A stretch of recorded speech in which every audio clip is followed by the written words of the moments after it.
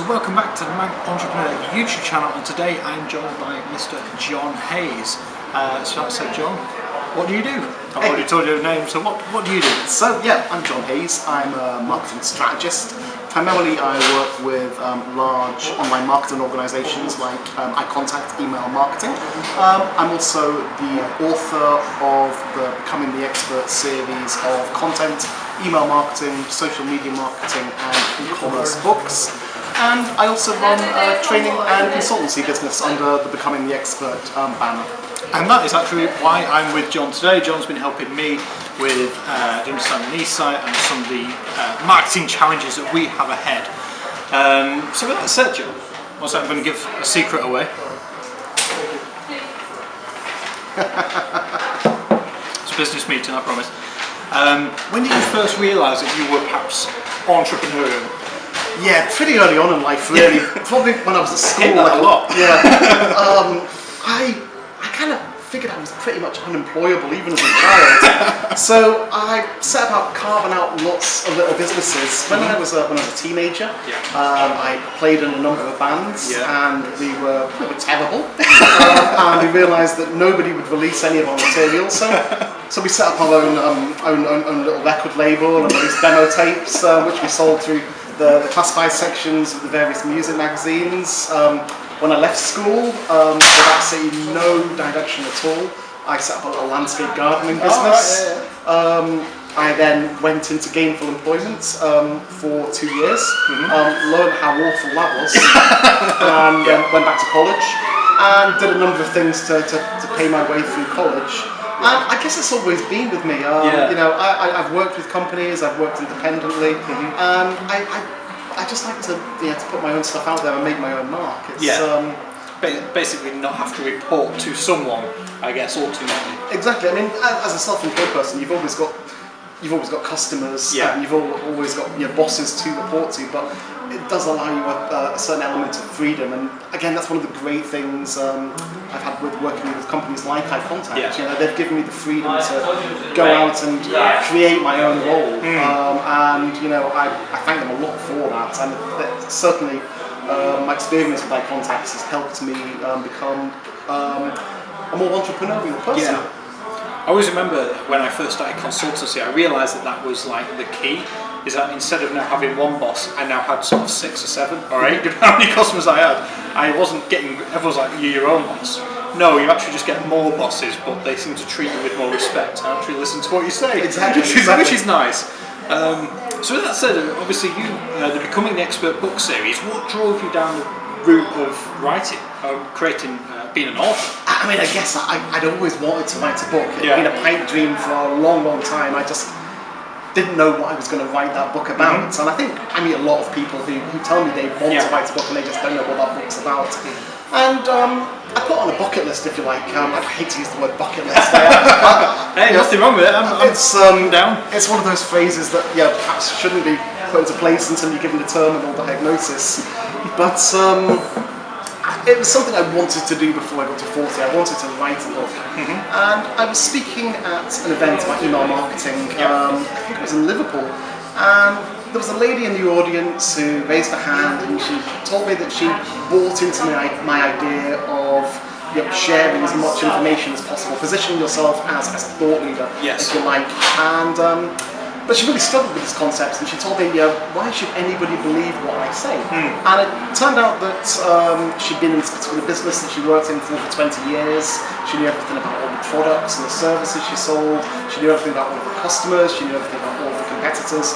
She was very much a thought leader, and she didn't have the self-confidence. Yeah, exactly. So she had to put herself out there and say, hey, I have an opinion. So I went back to my office and I wrote a short blog post which was titled, I think, something like "Believe in Yourself, You're a Thought Leader." That blog post got a great reaction. Loads of social media shares, loads of comments, and I thought, okay, this is the book. I'm going to extend the principle of this from a 300-word blog post to a 30,000-word book. So I split it down and I started working on that. And originally I was going to self-publish. I thought, again, that was the only route to market, but I was lucky enough to meet a publisher and another event I was speaking at and landed a publishing deal. From that book, which it took about 6 months to write and another 6 months before it was published. From that book, I then took it out onto the road, and I've run events all over the UK, all over mainland Europe. In fact, I've been everywhere from San Diego on the west coast of America to Istanbul in Eastern Europe, near Asia. I've built a cottage business around it, and I've actually written 4 books now. Currently writing my 5th. Wow, so not slowing down. No, not at all. Speaking of kind of thing, yeah.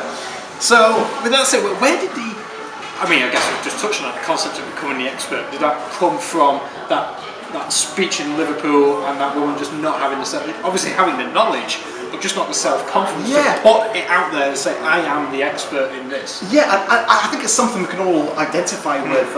In a previous role, I was running events for a large online marketing company. One of the events I was running, I was particularly nervous because there was a gentleman in attendance who was the e-commerce director for a large high street chain. Right.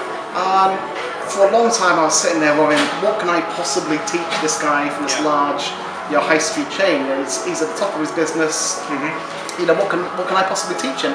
And this guy stood at the back of the room for the entire session, feverishly taking down notes. And at the end of the day, I plucked up the courage to go and speak to him and said, look, I'm really glad you're here. I hope you got some value out of it. And he looked at me and said, I got loads of value out of it. I actually learned more from the guy sitting in the front row that has a small eBay business. Because he could just turn on the topic. Exactly, implement things straight away. Very quickly. The truth is, 2 weeks ago I was the logistics director, and I've just been promoted to the e-commerce director. And I know, so from that point on, I thought, well, okay, don't assume you know everybody's job title doesn't actually mean experience. Exactly. In some instances. No, very cool. So, what would you say is the best thing about being an entrepreneur? Again, it's the freedom to carve your own routes, to make your own decisions. I mean, it's hard work. It can be frustrating at times. Well, come on to the worst bits. But I mean, the best things are. I mean, it's taken you around the world. It's taken me around the world. I don't work the 9 to 5. No. I probably work the 5 to 9. Conversely, but if I'm struggling to put words on the page, I can go out and I can go for a walk. Exactly. I can go out for a cup of coffee. I can go for a bike ride. I can spend time with the kids. I've still got to put the hours in, but it's not so rigid, and it allows me to be more creative. Absolutely. What about the worst part of being an entrepreneur? I mean, I don't see any downside really. I mean, if I had to pick one, it's chasing invoices. I mean, there are always people who pay you late, but you've just got to be on them. Am I not even paid? You'll pay me. I'll pay you. I know where you live. A few years ago, I wrote an article for the Cyprus Mail, an English language newspaper in Cyprus, and then he didn't pay me, and it was only 35 quid. And once, about 2 years later, I was on holiday in Cyprus, so I went to the office and asked for it. He gave me the money, and he took me out for lunch. They always pay you. They always pay you eventually. Exactly. I can understand. I mean, I'm quite fortunate, don't have that struggle, but I know for a lot of consultants, the amount of time they have to spend chasing invoices. Some of them actually hire people to do it for them later down the line, because it does get so frustrating. I would always say to an entrepreneur, you've got to know the value of money, and customer that doesn't pay you isn't worth being a customer. So absolutely, very true, very true. So, John, what does the future have in store for you? What have you got coming up? Well, as I say, I'm working on a new book, tentatively titled We Are the Media. That's exploring how digital disruption essentially destroyed the newspaper industry, and how we as digital entrepreneurs can exploit that. I hope to have that book out middle of this year. I'm setting myself quite a tight deadline there because I am a terrible procrastinator, so I have to set some tight goals with writing it, but I hope to have that out in the middle of this year.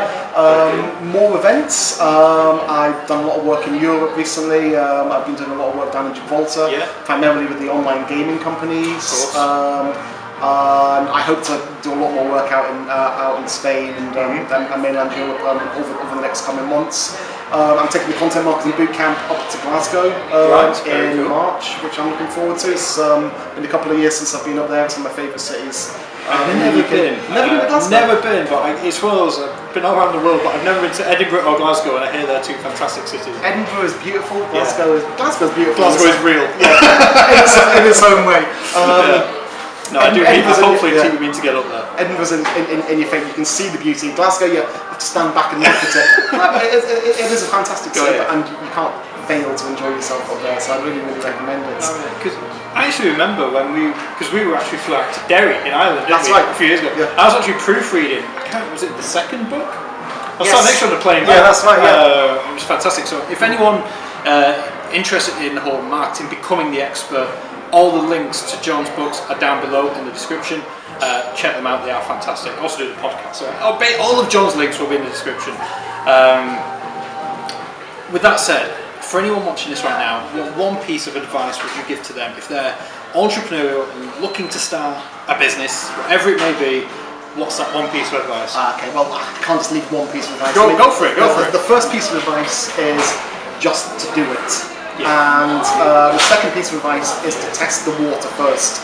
Dip your toe in the water. You don't need to invest a lot of money. Dip your toe in the water. The internet allows you to do this. You know, if you want to be a retailer, you can set up an eBay first. If you want to be a consultant, you can get one client. Yeah. See if it works, make your mistakes, learn from them, and move on.